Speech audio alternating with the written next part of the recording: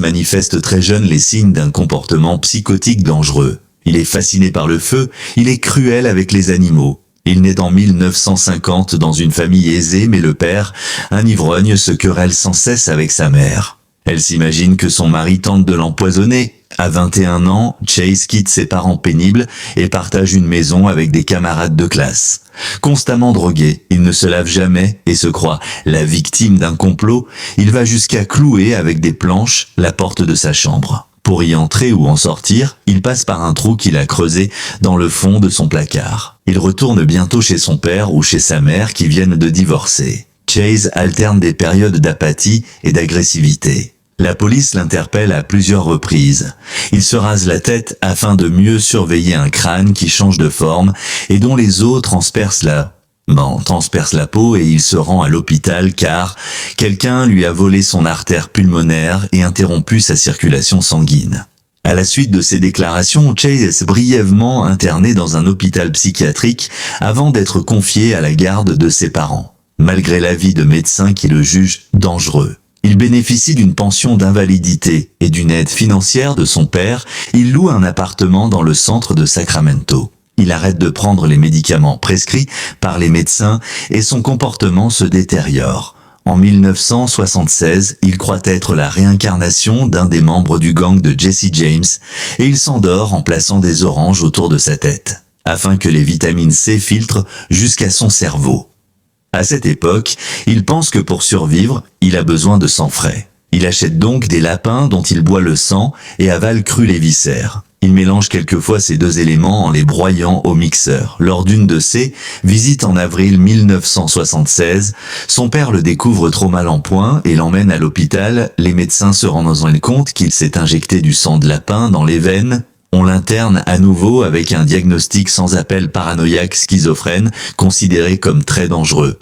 Encore une fois, ses parents le font libérer et lui louent un nouvel appartement. En 1977, Richard Chase est convaincu que ses organes se déplacent à l'intérieur de son corps, que son cœur rapetisse à cause du manque de sang, que son estomac est en train de pourrir. Il tue d'innombrables chiens et chats dont il mixe le sang et les viscères avec du Coca-Cola pour les boire en cocktail. En mai 1977, il tue le chat de sa mère et, devant celle-ci, se barbouille le visage avec le sang de l'animal.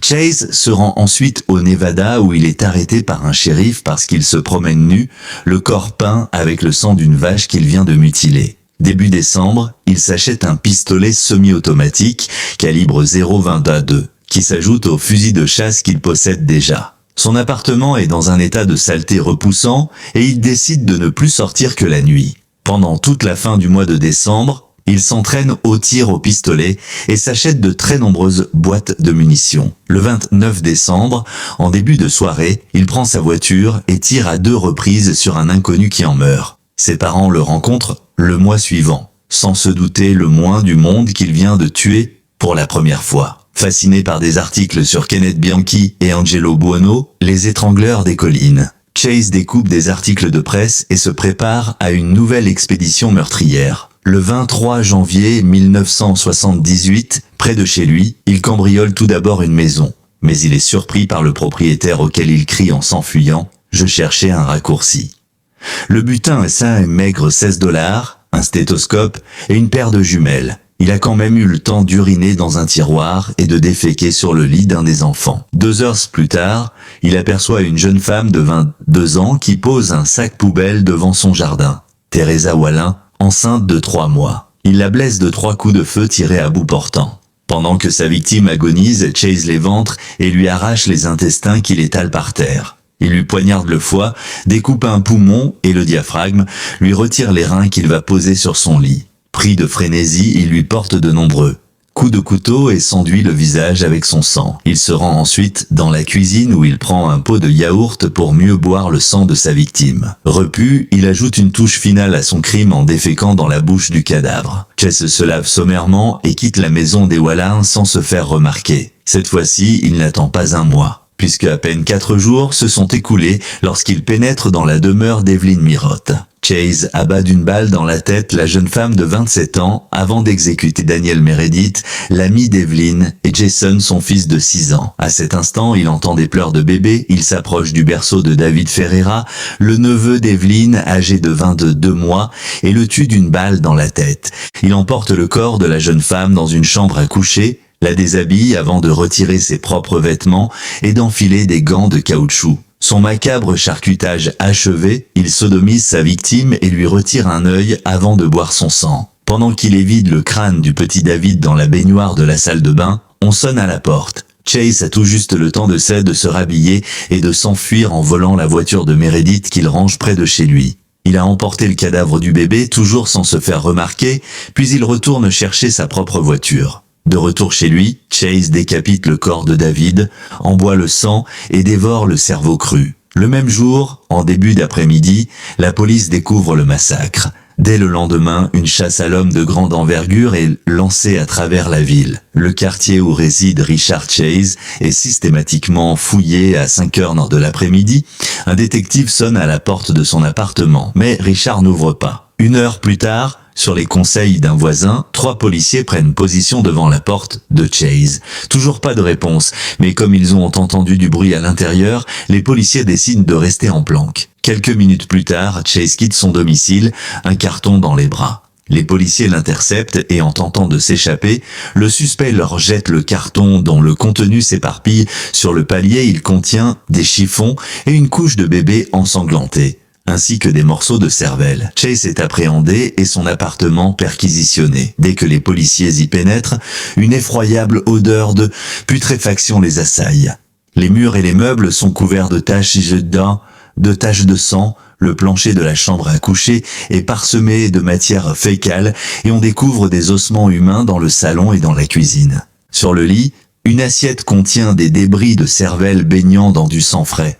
Le frigidaire est rempli de récipients plastiques qui laissent deviner des organes humains ou animaux. Au cours des interrogatoires, Chase finit par avouer ses crimes, tout en maintenant une attitude incohérente. Pour expliquer son premier crime, il s'excuse. Le quartier est habité par une bande de nazis et de drogués. Tout le monde vous le dira. En passant devant la maison des Wallin, j'ai senti des menaces. Parfois, au téléphone, j'entends des voix, j'ignore lesquelles, le téléphone sonne et quelqu'un me dit des choses bizarres que ma mère m'empoisonne petit à petit et que je vais mourir. Quand on lui demande pourquoi il dévore les cadavres d'animaux ou d'êtres humains, Chase propose une théorie. Les nazis ont beaucoup mangé de personnes. Quand je suis passé devant la maison de Teresa Wallin, j'étais affamé et en train de mourir. Mon sang est empoisonné et de l'acide ronge mon foie. Il fallait absolument que je boive du sang frais. Le vampire de Sacramento est condamné à la peine de mort.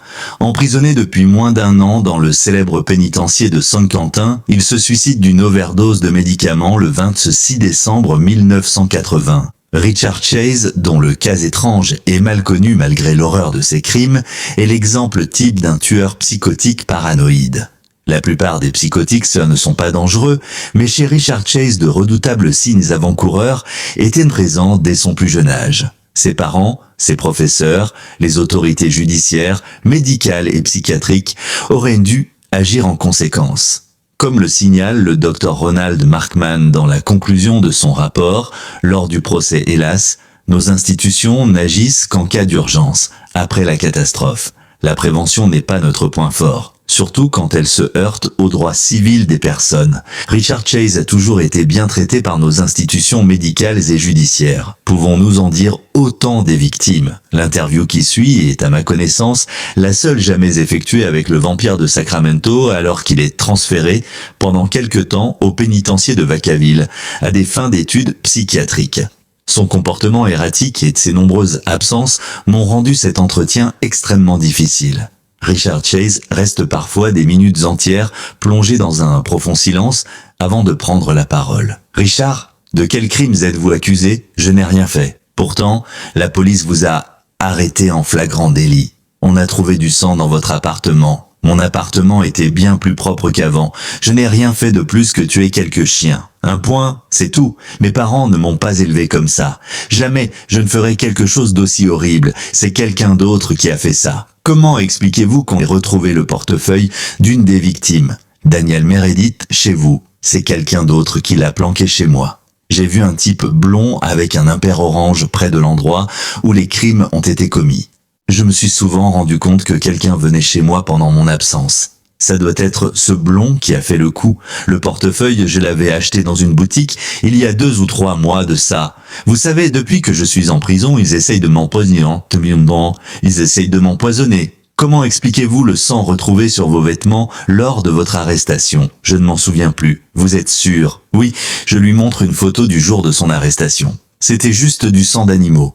Du sang de chien. Je venais juste de tuer un chien. C'est pour ça, quand les flics ont frappé à ma porte, que je me suis enfui. Car je croyais que c'était le gérant qui venait se plaindre pour les chiens. Pourquoi avez-vous tué des chiens? Le chien était malade et je ne pouvais pas m'en occuper. Pour un autre, c'était parce qu'il était dangereux. Il m'avait même mordu. J'ai dû l'abattre. Et les mutilations, je me suis servi d'une machette pour les découper. C'était uniquement pour les manger. Je mangeais de la viande de chien, surtout le foie. Et je congelais des morceaux dans mon freezer. Ce n'était pas de la viande humaine dans mon congélateur. Les flics se sont trompés.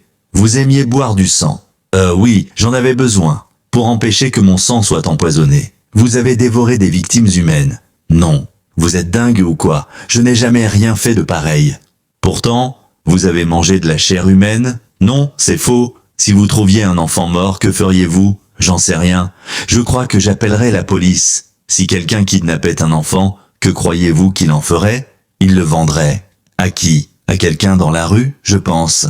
Est-ce que vous mangeriez un enfant que vous auriez kidnappé? Non, je ne ferais pas ça. Impossible. Et pourquoi je ferais ça? Vous pensez que ce serait mal de manger une personne? Les nazis en mangeaient beaucoup. Franchement, Richard, nous sommes entre nous, et je ne suis pas un policier. Dites-moi pourquoi vous avez bu du sang. Mon sang était empoisonné. J'étais obligé de le faire, sinon je serais mort. J'ai un empoisonnement du sang et j'ai besoin de le renouveler. J'y ai pensé pendant des semaines entières. J'en avais marre de traquer et de tuer des animaux pour boire leur sang. J'ai décidé qu'il vaudrait mieux tuer des êtres humains pour obtenir leur sang. Comment avez-vous tué votre première victime? Je me baladais dans la rue, près des maisons. J'étais à côté d'un magasin et j'ai aperçu cette femme dans son jardin. Je me suis approché pour la regarder. Elle est rentrée chez elle. Je l'ai suivie. La porte d'entrée n'était pas fermée. J'ai pris mon revolver et je suis entré à l'intérieur. Et je l'ai tout de suite vue. Je lui ai tiré une balle dans la tête. Elle est tombée par terre. J'ai sorti mon couteau pour la poignarder. Puis je l'ai découpée avant de boire un peu de son sang. J'ai découpé ses intestins pour les manger, mais j'ai préféré boire son sang. Je l'ai poignardé un peu partout et je me suis étalé son sang sur le visage. Mais ça ne me suffisait pas. Ce n'était pas facile à boire comme ça. Je suis allé dans la cuisine pour fouiller les placards et j'ai trouvé un récipient à yaourt que j'ai trempé dans son sang pour mieux le boire. Vous avez déféqué sur son corps. Je me souviens pas. C'est possible? Oui, je crois que je lui ai mis de la merde dans la bouche. Il sourit. Vous savez, ça faisait longtemps qu'on m'empoisonnait le sang. Déjà quand j'étais enfant. Vos parents abusaient de vous. Mon père était plutôt facile à vivre et il ne me frappait pas vraiment. Il se contentait de me torturer, c'est tout. Et comment vous torturait-il? En me regardant, tout simplement, il se fichait complètement de savoir si j'étais empoisonné ou pas. La moitié de ce que j'avalais, c'était des détergents et des trucs comme ça. J'avais besoin de vitamines. C'est pour ça que je dormais avec des oranges autour de la tête. Pendant la nuit, les vitamines pénétraient dans mon corps et me redonnaient des forces pour le lendemain. Sinon, je serais mort depuis longtemps déjà. Mais, en prison, on m'injecte des germes de maladies vénériennes dans ma nourriture. Pourquoi ferait-on ça? J'en sais rien. Dans le quartier où j'habitais, ça pullulait de drogués et de nazis. Ils étaient partout. Tout le monde dans le coin savait ce qui se passait. Je ne souffre pas d'un délire de la persécution, car je suis vraiment persécuté. Il paraît que vous entendiez des voix. Oui, tout à fait. J'entendais des messages au téléphone et c'est comme ça que j'ai su que ma mère m'empoisonnait. Après, je m'en suis rendu compte parce que le sang ne circulait plus dans mon corps. Vous savez, le téléphone sonnait et il me disait que ma mère m'empoisonnait et que j'allais mourir. C'est comme ça que j'ai su que j'étais juif et que les nazis et la mafia me persécutaient. Dans une note trouvée dans votre appartement, vous avez écrit « Je vais provoquer la fin du monde par une gigantesque inondation si je meurs ». Pourquoi avoir écrit ça? Parce que j'étais persécuté. Par tout le monde. Vous avez aussi cité un certain nombre de personnalités qui vous tourmentaient. Oui, il y avait Raymond Burr, Bill Cosby, Frank Sinatra et d'autres encore. Dans vos carnets, vous faites plusieurs fois référence à Dracula. Il était comme moi. On l'a forcé à boire du sang. Sinon, il serait mort aussi. Vous avez commencé par tuer des animaux. Pourquoi? J'étais affamé. Je lisais des annonces dans les journaux sur des chiens perdus ou abandonnés. Et j'allais les acheter pour les ramener à mon appartement. J'ai dû en acheter 25. J'en ai pendu quelques-uns pour boire leur sang. Puis je me suis acheté une arme et j'ai commencé à les abattre. Qu'est-ce qui vous a fait passer de victimes animales à des cibles humaines? J'étais persécuté dans mon quartier. C'était plein de nazis. Il y avait des Allemands qui vivaient dans la maison où Alain et des menaces émanaient de cette maison. Quel genre de menaces? Ils voulaient me tuer. Il fallait que je fasse quelque chose. C'était une question de vie ou de mort. C'était eux ou moi. J'avais besoin de sang pour vivre, et j'entendais ces appels qui venaient de la maison des Wallins. Pourquoi êtes-vous allé chez les Mirottes? Je me baladais dans la rue, comme avant, et j'ai vu cette femme dans la maison. Je me suis dirigé vers cette maison. La porte d'entrée n'était pas fermée. J'ai sorti mon arme avant d'entrer. Dans le hall, j'ai aperçu la femme. Elle s'est mise à crier. Je lui ai tiré une balle dans la tête. Elle est tombée. Un type s'est pointé en courant. Il venait d'une autre pièce.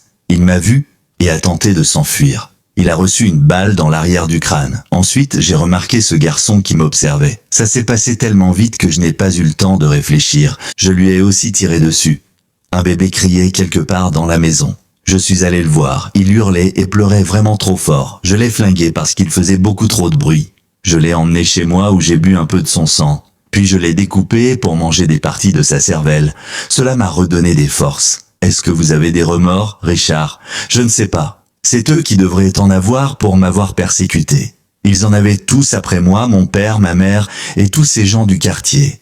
Ils m'ont toujours torturé, empoisonné ma nourriture. Un jour, je me vengerai. Je vais bientôt mourir empoisonné et je reviendrai pour boire leur sang. Je tiens à remercier le Dr Ronald Markman, auteur de Alone with the Devil, de m'avoir communiqué les divers rapports d'enquête concernant Richard Chase lors d'une rencontre à Los Angeles en novembre 1991.